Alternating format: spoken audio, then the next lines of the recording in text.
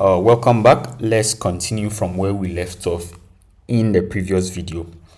So yeah, we've already started working on the styling for our balance sheet, and so far this is what we have, but this is what we are looking forward to have at the end of it. So let's continue working on our balance sheet. All right, next up for step 41, we want to apply some color to your years and make the text have a white color, which is FFF, and the background of this right here. Okay, so let's start. So we'll say let's say background. Okay, and we'll say, let me copy this. So I'll copy this right here and paste it here. Okay, and then I'll say color, because now we can't see the text. Even though it's there, we can't see it. So I'll say color and I'll give it FFF. All right,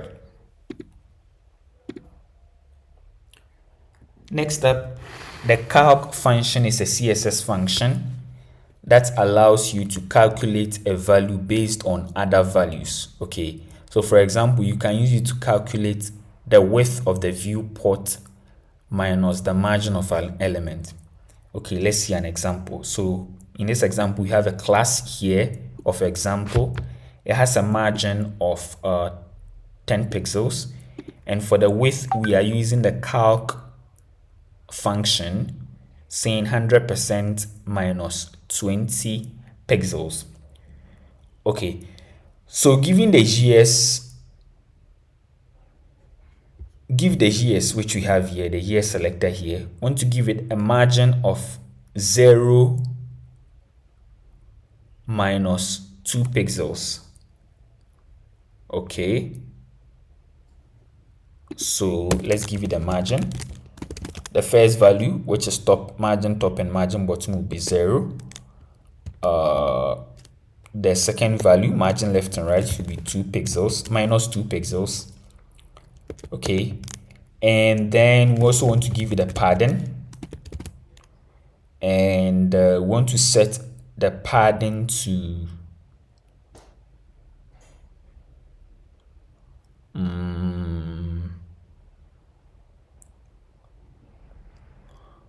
okay, want to set the padding to the first value is going to be 0.5 rem.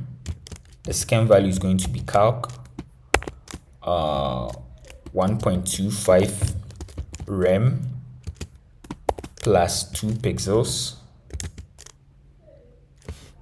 Okay, the third value is going to be 0.5 rem, and the fourth value is going to be 0 rem, like so.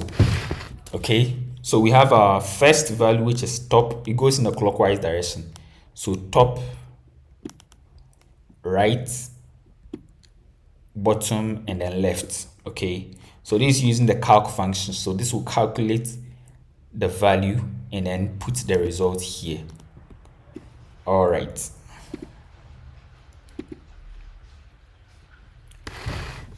add position sticky.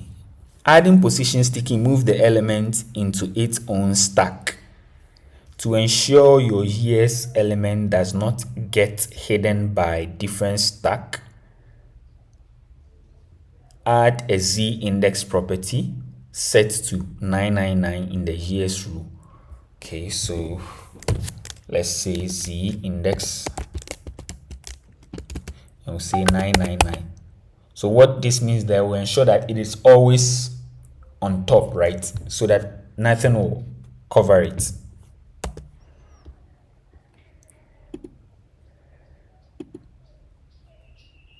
Okay, style the text with your years element by creating a years span class selector. Okay, so we'll say years, we'll say span, and we'll say class.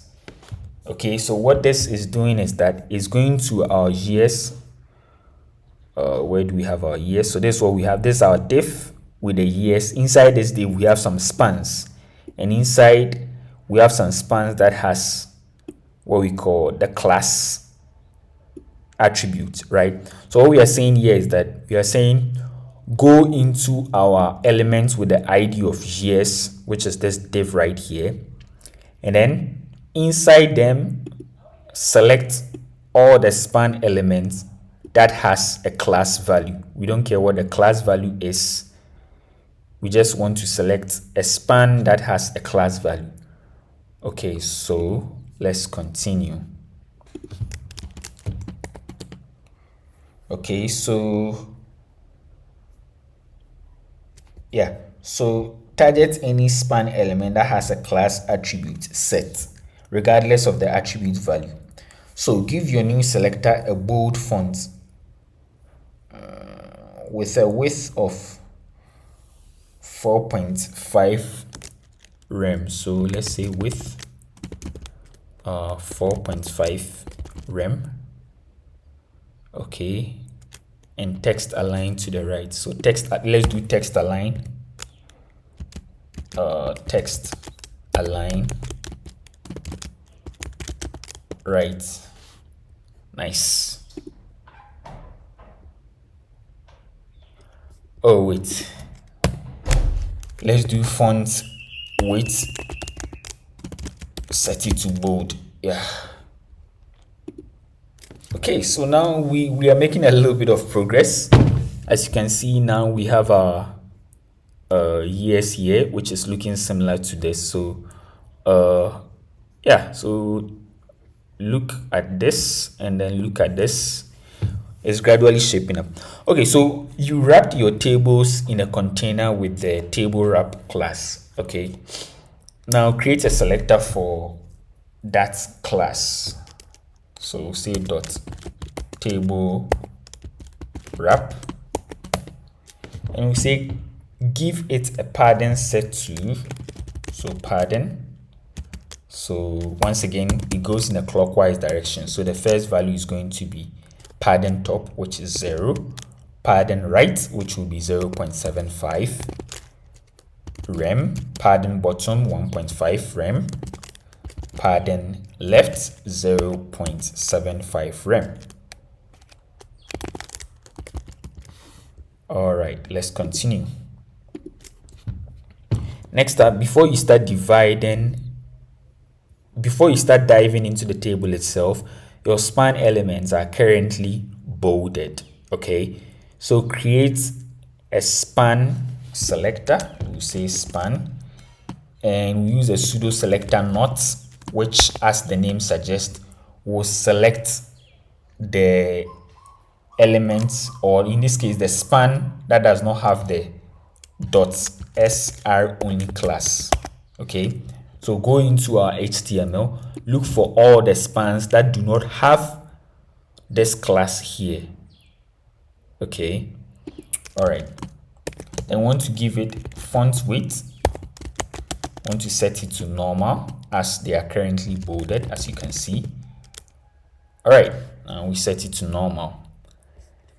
The not pseudo selector is used to target all elements that do not match the selector. Okay, in this case, any of your span elements that do not have the SR only class. Okay, this ensures that your earlier rules for span with the class of SR only selectors are not overwritten. Okay, so for example, if we were to do this only, okay, you see we have our old ones back. Okay, so let's move on. All right, for step 47, rather than having to constantly double check you are not overwriting your earlier properties, you can use the important keyword.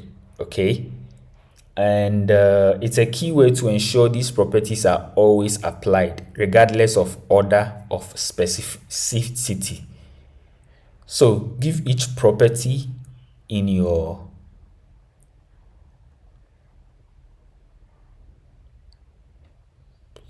give each property in your span selector an important keyword. Okay, so how do we do that? Okay,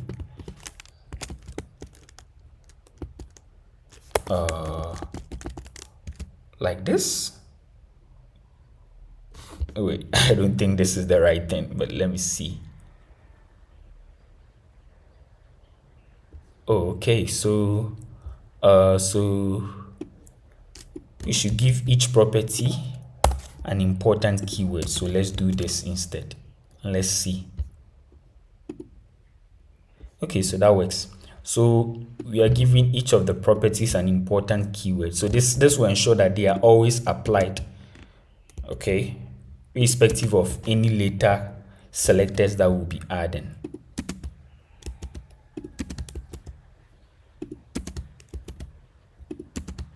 Okay, yeah, so that's the important keyword. All right, let's continue. Okay, so for step 48, now that you have added the important keyword, you can remove the not SR only from your span selector. Okay. All right, so we are giving it a font weight of normal, right? Sorry.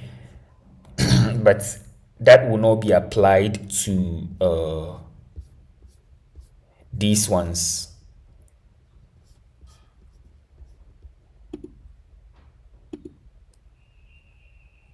Okay, so next up, create a table selector to target your tables and set the border collapse property to collapse. So first, let's create our table selector. We'll set our border collapse property with a value of collapse, and this will allow cell borders to collapse into a single border. Okay, instead of a border around each cell. Okay, now we also want to set the border property to 0. Okay, let's see, border property 0. Okay, so for step 50, we want to ensure your tables fills its container with a width property set to 100. So let's give it a width property, set it to 100%. Okay. Okay, so then we also want to ensure your table fills its container with a width property set to 100%. Then position it relatively and give it a top margin of 3 rm. So we want to give it a position property of relative. Let's give it a margin top of 3 rem. Yeah. Okay, so that will be it for this video, and yeah, we are gradually making progress, so we'll get there. Let's continue in the next one. See you in the next video.